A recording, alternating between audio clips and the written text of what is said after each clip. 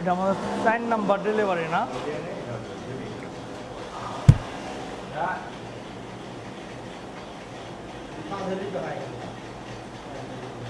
আগে পায়ের পজিশন দেখলাম মাথা আছে কিনা। যাও,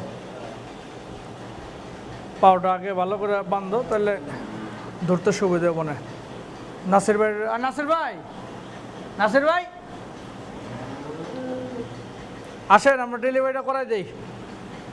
এখানে আসেন, বন্ধ হয়েছে, এখানে আসেন। ওটাতেই কান দাও।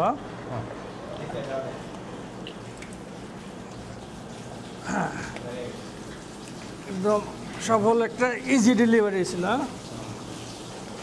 কান দাও, যাও। নাকটা এই করে দাও, নাকটা এই করে দাও। এই তো বললাম, কি বাচ্চা হয়েছে? বকনা না? এই শাকিল, তুমি তুমি পাও সাদা দেখে কেমনে কও যে খালি বকনা হইব? হ্যাঁ, তুমি পাও সাদা দেখে কেমনে কও যে বকনা? ভালো করে মুছো। ওর বকনাই দরকার আমার। বকনাই দরকার। ফুট ভেঙে দিতেছ।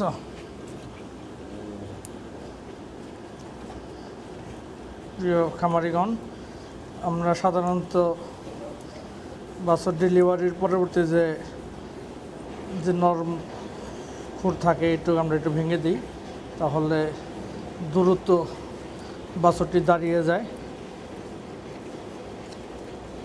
অনেকে প্রথম অবস্থা আপনারা ভয় পেতে পারেন, কিন্তু বিষয়টি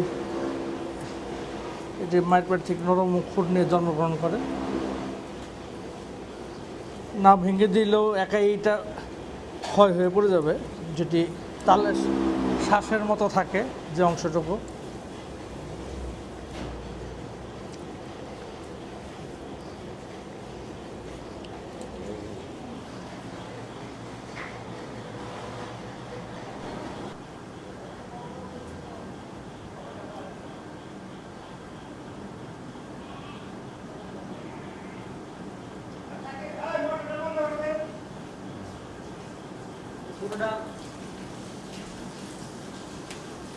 প্রিয় খামারে আসসালামু আলাইকুম। দেশ এবং দেশের বাহির যে যেখান থেকে আজকে আমাদের এই ভিডিওটি দেখছেন তাদের সকলকে জানাই আমার YouTube channel farming solution by EIT9 পক্ষ থেকে অনেক অনেক শুভেচ্ছা এবং অভিনন্দন।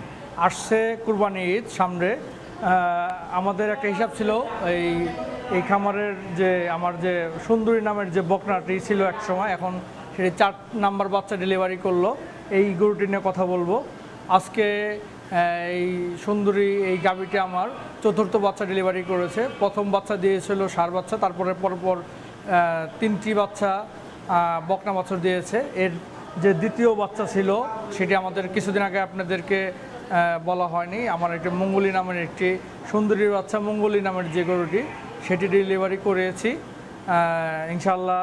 এর তৃতীয় বাচ্চাও হেঁটে এসেছে এবং 4র্থ বাচ্চা আজকে আমরা ডেলিভারি করলাম, সেটিও বকনা বাছুর হয়েছে। তা আপনারা দেখতে এরপরে যে অংশটা দেখবেন, ভিডিওর আগের অংশে আমরা ডেলিভারির অংশটা করেছি, সেটা দেখবেন যে আমরা কীভাবে গরুটি কত সহজে ডেলিভারি করেছি। এবং আপনাদের খামারে হ্যাসেলমুক্ত ডেলিভারি করার জন্য যে জিনিসগুলো ফলো করবেন সেগুলো আমরা আপনাদেরকে বিস্তারিত বলবো। কারণ আমরা বিশ্বাস করি একটি গাভীকে সহজ ডেলিভারি এবং মিল্ক ফিভার প্রতিরোধে কিছু বিষয় নিয়মকানুন যদি মেনে চলি, তাহলে আমাদের এই ধরনের সহজ হয়ে যায় ডেলিভারি। তা আপনারা নিজের চোখেই দেখলেন। এবং গরুটিকে আমরা এখনও ডেলিভারির পরে পানি ধরিনি, আমরা এখনও ওকে পানি খাওয়াবো।